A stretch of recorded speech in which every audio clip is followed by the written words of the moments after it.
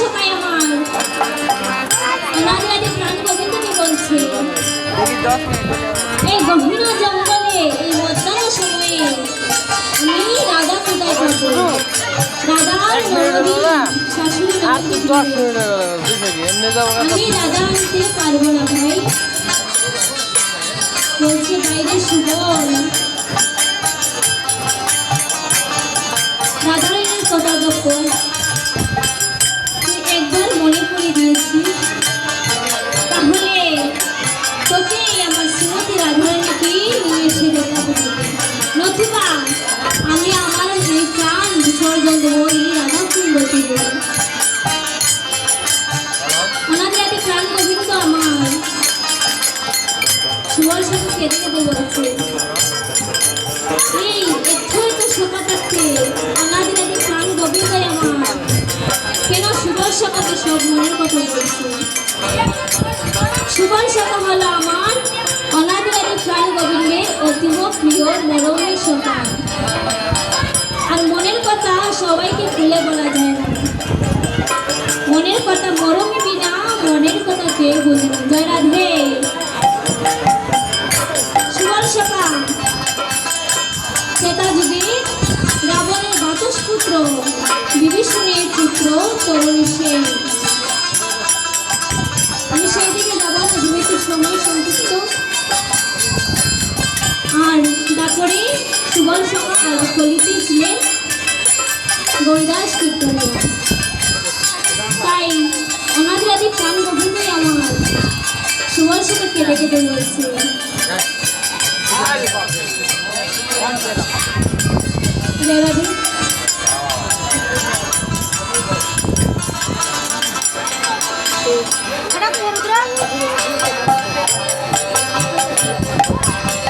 তুমি তো মরমের সকারে সুবল, তুমি তো মরমের সকা, মরমে বিনা মরম জানে না, যাহার আছে মনে বেদনা। তাই বলছি ভাই, শ্রীমতী রাধারানীকে আমার এক্ষুনি এনে দেখাও। না করো দাঁড়িয়ে যায় সুবল দড়িতে পায়, ওরে সুবল বাছারে আমায় আজ বৈশ বৈশ করি বসাইলেন হরি গহীন কানন বনে। জয় রাধে। সেই গহীন কাননে বসে অনাদির সুবল সকায় আমার শ্রীমতীকে রাধারানীকে আনতে যাচ্ছে। জয় রাধে। চলিছে সুবল অঙ্গে জল মহল,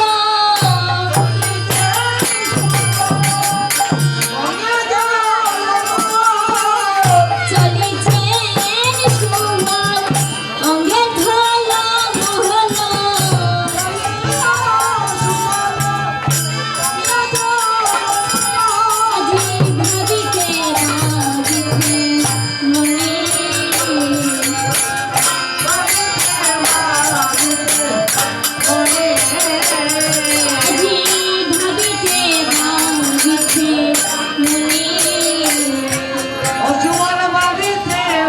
ভাবিতে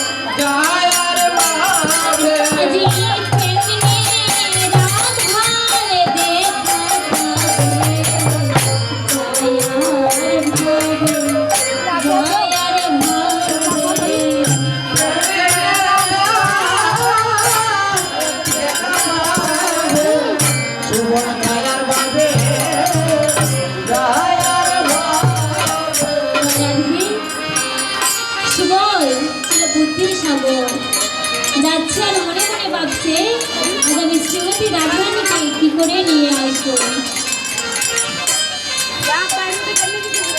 গোপাল ঘুরকোনাগন করছে কেন?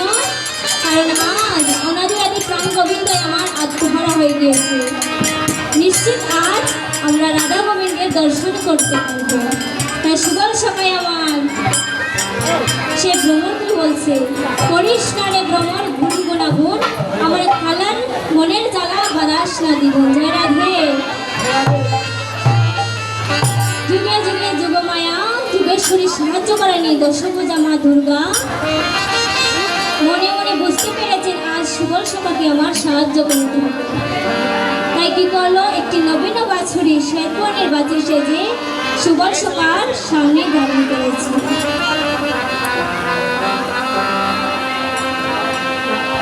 যুগমায়া যুগ মায়া আজ বাছুরি সাজিল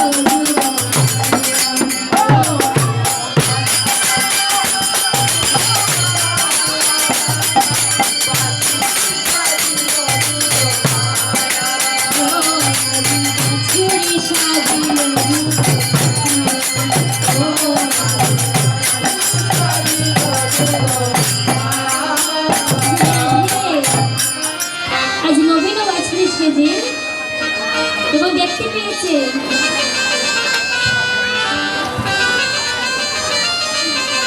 তখন সুবল সবাই আমার মনে মনে একটু বুদ্ধি আসলো, কৌশল পেয়ে গেছে। তাই কি করলো, সেই বাছুরি কানা তুলে নিয়ে নিল।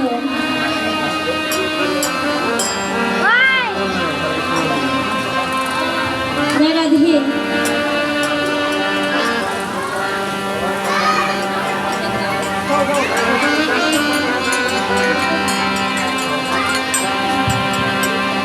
এতে কো ভাবিয়া বস ফুলে লইয়া মহল ভিতরে চলে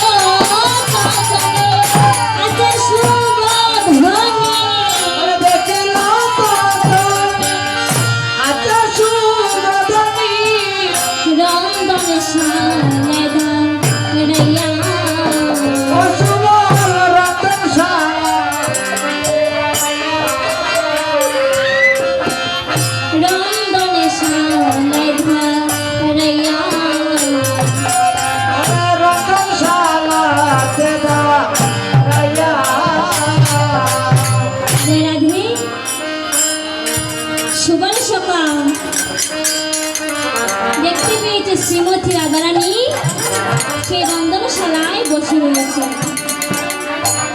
আর রাখালের সরাপে জটিলা কুটিলা তলা করে এসেছে কেড়ে কেড়ে করে। এসে যখন দেখেছে রাখাল বেশ বলছে, ভালো তুমি কে? অনুমতি ছাড়া তুমি জানো না আমাদের এই মহলে প্রবেশ করা নিষেধ? তাহলে তুমি কেন এই মহলের ভিতরে প্রবেশ করেছো? সুমনকে অনেক কথা বলছে, সুমন শুধু শুনছে। বলছে, এখনো যদি তোমার পরিচয় না দাও তাহলে তোমাকে আমি বন্দি করে রাখবো আমাদের গৃহে। সুমন মনে মনে ভাবছে, এখন যদি আমার পরিচয় না দিই তাহলে আর আমার রক্ষা নেই। তাই সুমন সময় আমার বলছে,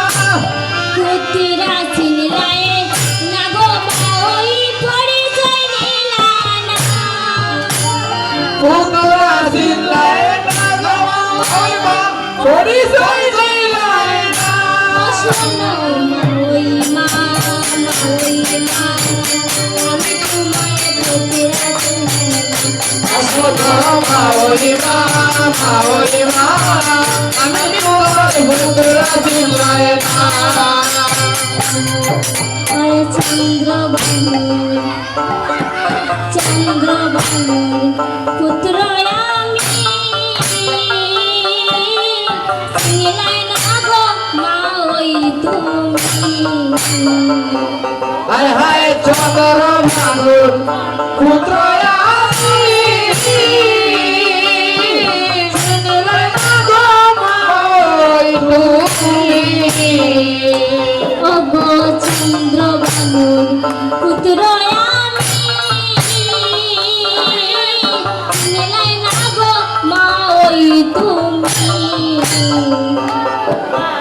চন্দ্রবানুর পুত্র আমি,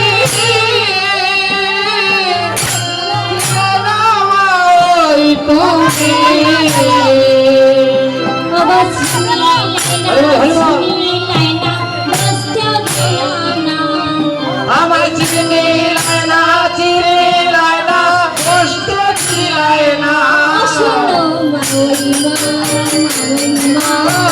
আমি তোমার পুত্রা চিনিলাই না, মাওরি মা, মাওরি মা, আমি তোমার পুত্রা চিনিলাই না। চন্দ্রবানু অবৃষবানু তোমার বিয়াই, চন্দ্রবানু তোমার ছোট ভাই। আই গো বৃষভানু তোমার বিয়াই, চন্দ্রবানু তাহার ছোট ভাই। ও গো বৃষভানু তোমার চন্দ্রবানু তাহার ছোট ভাই। হায় হায় বৃষভানু তোমার বিয়াই, চন্দ্রবানু তাহার ছোট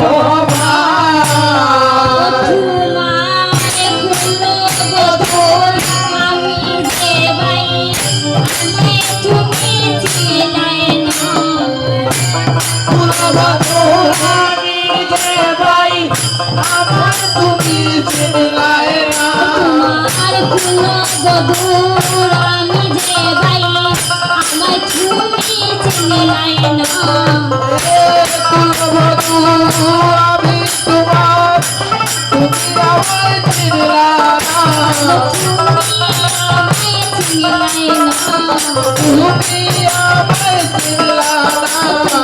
আর কুলবধূ আমি যে ভাই আমার তুমি চিনলাই না কুলবধূ আমি তোমার, তুমি আমায় চিনলা না। তুমি আমায় চিনলা না। কুলবধূ আমি তোমার, তুমি আমায় চিনলা না।